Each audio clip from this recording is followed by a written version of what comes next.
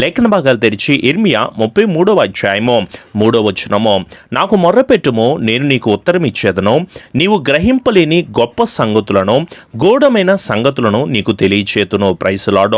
సర్వోన్నతుడైన దేవుడు, జీవము కలిగిన దేవుడు మనకి చెప్తున్న మాట, నీవు నాకు మొర్రపెట్టు, నేను నీకు తప్పకుండా ఉత్తరం ఇస్తానని తెలియజేస్తూ ఉంటున్నాడు. నిజమే, మనం ప్రార్థన చేస్తే దేవుడు గొప్ప కార్యాలు మన పట్ల జరిగిస్తాడు. మనము ఎన్నో పనులు చేయడానికి సమయం ఉంటుంది, కానీ ప్రార్థన చేయడానికి మాత్రము సమయం లేని వారిగా ఉంటున్నాను. దయచేసి దైవ సేవకుడికి మిమ్మల్ని గద్దిస్తూ నేను చెప్పగలను, మీరు ప్రతిరోజు కూడా 2.5 గంటలైనా సరే దేవునికి సమయాన్ని ఇవ్వండి. ప్రతిరోజు కూడా దేవుని ఆరాధన చేయడానికి మీరు సమయాన్ని ఇవ్వండి. దావీదు ప్రతిరోజు ఆరాధన చేసేవాడో. దావీదుకు ఏ పనులు లేవంటే, రాజ్యరికాన్ని దేవుడు చేతిలో ఉంచున్నా, దావీదు రాజుగా ఉంటున్నా సరే, తన రాజ్యాన్ని పరిపాలన చేస్తున్నా సరే, ప్రతిరోజు దేవుని ఆరాధించడానికి, దేవుని స్తుతించడానికి, దేవుని ప్రార్థించడానికి ఎక్కువ సమయాన్ని ఇచ్చేవాడో. దేవుని వాక్యం చదవడానికి, ధ్యానించడానికి కూడా మీరు ఎక్కువ సమయాన్ని ఇవ్వాలి. దేవుని వాక్యాన్ని చదవలేదా యేసు ప్రభులు వారో? మనం కూడా ప్రతిరోజు వాక్యాన్ని చదవాలి. ఆ వాక్య ప్రకారంగా నడుచుకోవడానికి ఎక్కువగా మనం ధ్యానించే వారిగా ఉండాలి. అలాగే దేవుని పని చేయడానికి కూడా మనం ఎక్కువ ఆసక్తిని కనపరిచే వారిగా ఉండాలి. సువార్తను ప్రకటించడానికి మనము సమయాన్ని ఇచ్చేవారిగా ఉండాలి.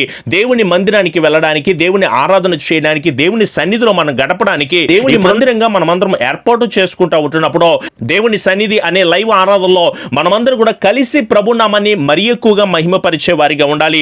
దావీదు దేవుని మందిరంలో నివసించునని ఉంటుంది కదా, అయ్యా నీ మందిర ఆవరణంలో ఒక్క దినము గడుపుట 1000 దినముల కంటే శ్రేష్టమని దేవుడు మాట్లాడుతూ ఉంటున్నాడు కదా. యాకోబు ఎక్కువ సమయాన్ని దేవునికి ఇచ్చాడు, దీవెనలు పొందుకున్నాడు. ఏశావు సమయాన్ని ఇవ్వలేదు, ఏమైపోయాడు చెప్పండి? శాపగ్రస్తమైన జీవితాన్ని పొందుకున్నాడు. గెహజీ మాత్రము సంపాదన కోసమో తనకు అధికమైన సమయాన్ని ఇచ్చాడు, ఏమైపోయాడో? చివరికి వ్యాధితో, రోగముతో ముత్తబడే వారిగా ఉంటున్నాడు. అయితే ఇక్కడ దేవుడు మనకి చాలా క్లియర్గా చెప్తున్న మాట, మనము దేవాది దేవునికి మొర్ర పెట్టుకోవడానికి గనక తగిన సమయాన్ని ఇస్తే ఆయన మనకు ఉత్తరం ఇస్తాను అని తెలియచేస్తూ ఉంటున్నాడు. మనము గ్రహింపలేని గొప్ప సంగతులైనా సరే, గూఢమైన సంగతులైనా సరే మనకు తెలియచేస్తానని దేవుడు మనకి వాగ్దానముతో కూడిన కొన్ని మాటలను తెలియచేస్తూ ఉంటున్నప్పుడు, ఇక్కడ మాట ఇచ్చినది మనిషి కాదు, సర్వోన్నతుడైన జీవము కలిగిన దేవుడే. సో మనమందరం కూడా ఈ రోజు నుంచి మొరపెట్టే వారిగా ఉందాము. గడిచిన 6 రోజులు మీరెంతో చక్కగా శ్రేష్టంగా దేవునికి మొరపెట్టుకుంటూ, వేడుకుంటూ, లైవ్ ఆరాధనలో పార్టిసిపేట్ చేస్తూ మీరెంతో చక్కగా ఆరాధన పూరితమైన ఆత్మీయమైన అనుభవాన్ని మీరు పొందుకున్నారో, ఈ రోజు కూడా మీరు తప్పకుండా వదిలిపెట్టకుండా, విడిచిపెట్టకుండా ప్రార్థననే ఆయుధాన్ని చేత్తో పట్టుకుని మీరందరూ కూడా ప్రార్థన చేయండి. మీలో ప్రార్థన చేయలేకపోవడానికి గల కారణం ఏమిటి అంటే, వాక్యానికి లోబడలేని స్థితిలో మీరు ఉంటున్నారో. వాక్యము మనకు ఏ ప్రకారమైన విషయాలను తెలియచేస్తూ ఉంటుందో ఆ వాక్య ప్రకారంగా మనమందరం జీవించే వారిగా ఉందామో. మీరు దేవుని వాక్యానికి లోబడకుండా, దేవుని మాట ప్రకారంగా నడుచుకోకుండా మీరెంత ప్రార్థన చేసినా అది వృధా ప్రయాస ప్రార్థనే.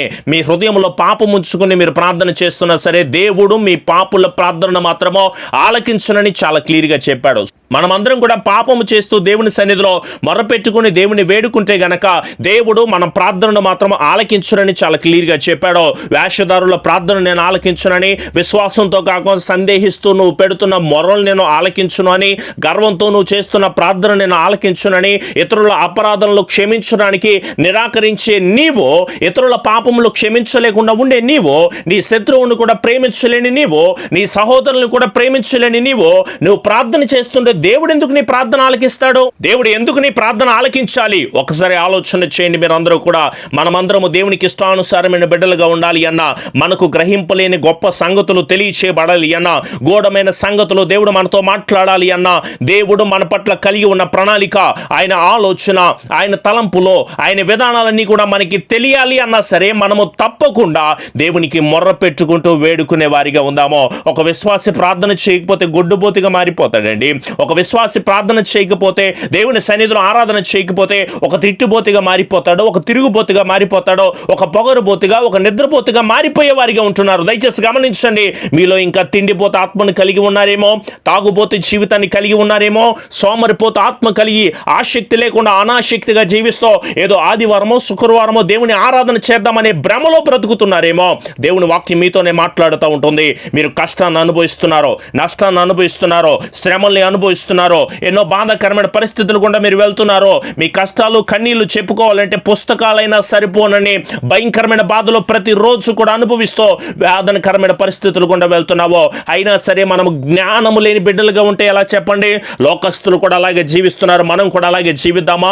అవమానాలు పొందుకున్నామని చెప్తున్నావు. బ్రదర్, నేను ప్రతిరోజు ఈరోజు దుఃఖంతో ఉంటున్నానో, నాకు ఈ కార్యాలు జరగట్లేదు, నాకు ఈ పనులు జరగట్లేదు, నేను అనుకున్న రకంగా కార్యాలు జరిగించబట్టలేదు అని చెప్పేసి బాధపడుతూ ఉంటున్నావో, కుటుంబంలో వేదనలు బ్రదర్, అనారోగ్యాలతో ఉంటున్నానో, అవమానాలతో, నిందలతో, శ్రమలతో, వివాహాలు లేక, జాబులు లేక, గర్భఫలాలు లేక నా బిడ్డలు పాడైపోతున్నారండి, అనుకున్నది జరగట్లేదండి, ఎన్నో రకాలైన కోర్టు సమస్యలతో, అక్రమ సమస్యలతో, ఎన్నో వేదనకరమైన పరిస్థితుల్లో నేను ఉన్నానయ్యా అని చెప్పేసి ప్రతిరోజు కూడా బాధపడుతూ ఉంటున్నారు కదా.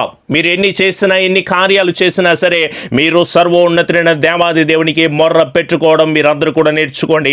దేవుడే కృపను దయచేస్తారో, ఆయనే మనకు ఎన్నో విషయాలను, ఎన్నో అమూల్యమైన విషయాలు, ఎన్నో దర్శనాలను దేవుడు మనతో మాట్లాడతాడు. కానీ మీ కడుపే మీకు దేవుడిగా కనిపిస్తూ ఉంటుందేమో, చాలా జాగ్రత్త. మీరు తప్పకుండా ఉపవాసం ఉండండి.